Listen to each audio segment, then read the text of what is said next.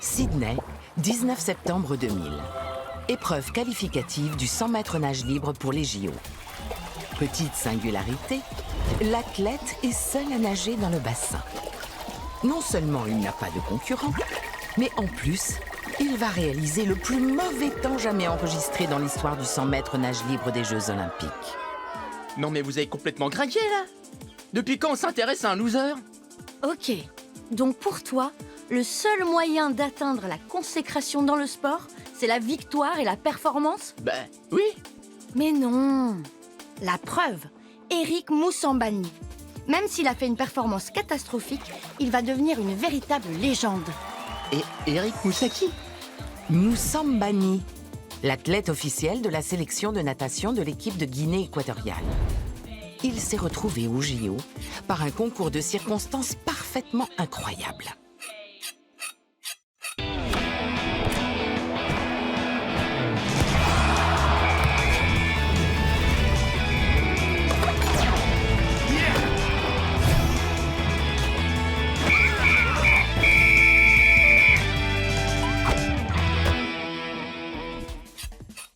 Tout commence quand Eric répond à un appel lancé à la radio par la fédération de natation de son pays. 2 personnes seulement se rendent au rendez-vous, lui et une femme. Bonjour à toutes et à tous. Merci d'être venus aussi nombreux. Ah, ça fait plaisir de voir un tel élan patriotique. Jeune homme, j'imagine que vous savez nager. Parfait! Un tonnerre d'applaudissements pour l'athlète officiel de notre équipe de natation. Le problème, c'est qu'Eric savait à peine ne pas couler. C'est un employé d'hôtel qui lui donnait des cours entre 5 et 6 heures du matin. Le reste du temps, la piscine était réservée aux vrais clients. Eric? Bon, ça progresse. Et quelques mois plus tard, le voilà à Sydney, au JO. Là encore, un concours de circonstances lui permet de terminer premier de l'épreuve. Ses 2 concurrents directs ayant réalisé un faux départ, il se retrouve seul à nager dans le bassin.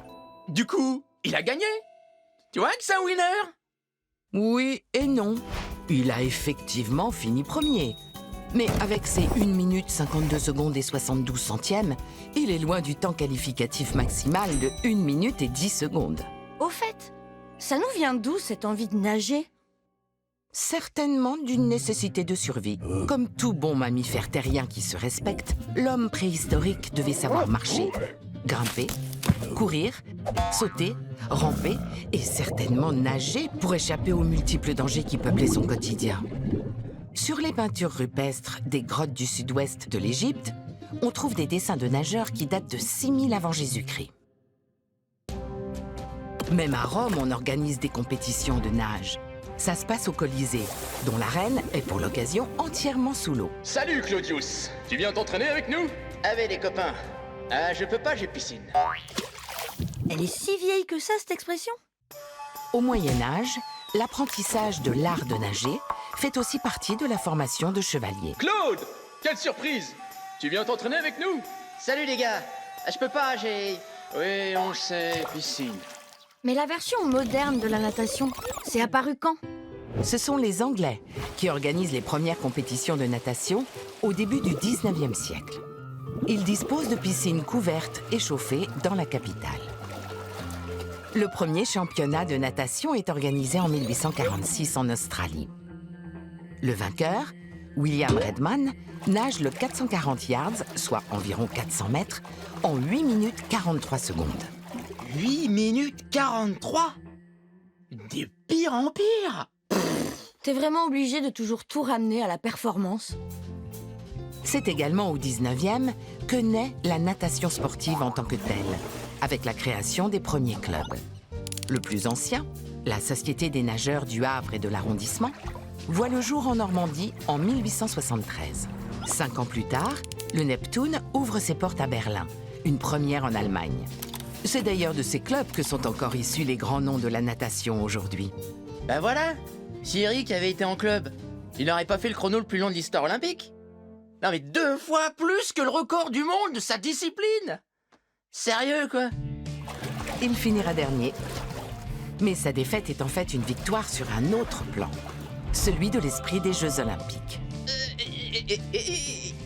Me dis pas que tu vas me sortir cette phrase de loser. Hein.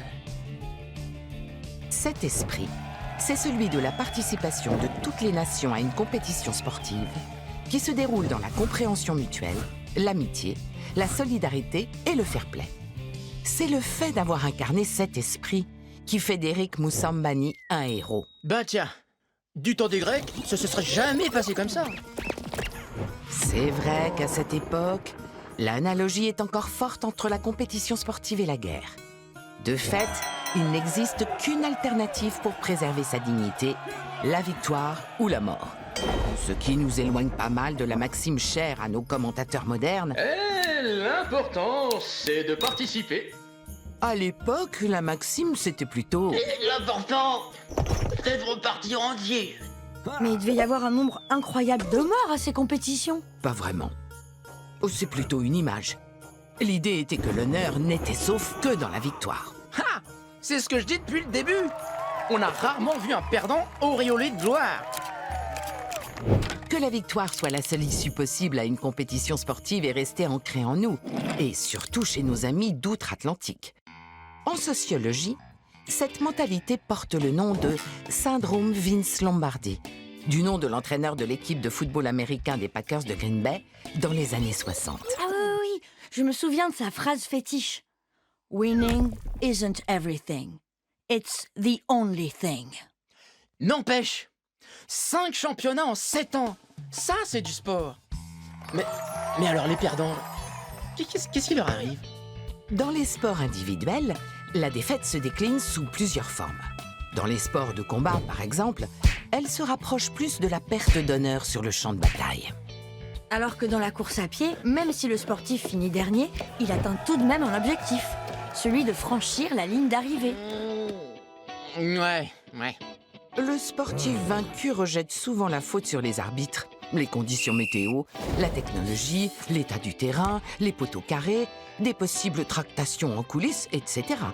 Il faut bien dire que l'art de faire passer la défaite pour une injustice permet aux sportifs de sortir la tête haute. En gros, si tu veux transformer ta défaite en injustice, c'est toujours la même chose.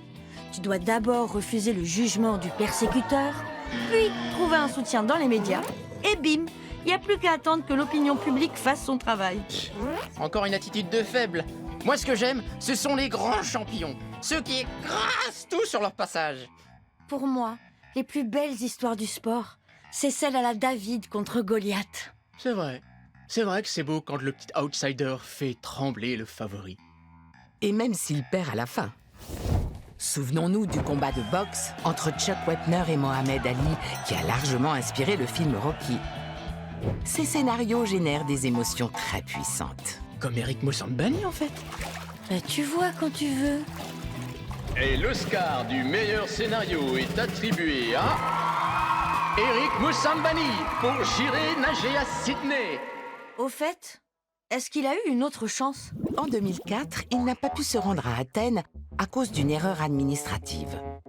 Le comité olympique équato-guinéen avait égaré sa photo d'identité. Pourtant, à l'époque, ses chronos aux entraînements étaient passés sous la barre des 60 secondes. Ah ouais, quand même. Peut-être que le plus important, c'est qu'Eric Moussambani n'est jamais lâché. Employé dans une compagnie pétrolière, il est devenu sélectionneur national au sein de la Fédération de natation de Guinée équatoriale. Et il travaille pour que son pays ait de bons nageurs, en leur apprenant les fondamentaux dès le plus jeune âge. Eric Moussambani est numéro 1 dans mon cœur. Et je lui décerne la médaille d'or. Ah ouais, tu lâches jamais l'affaire, toi, hein?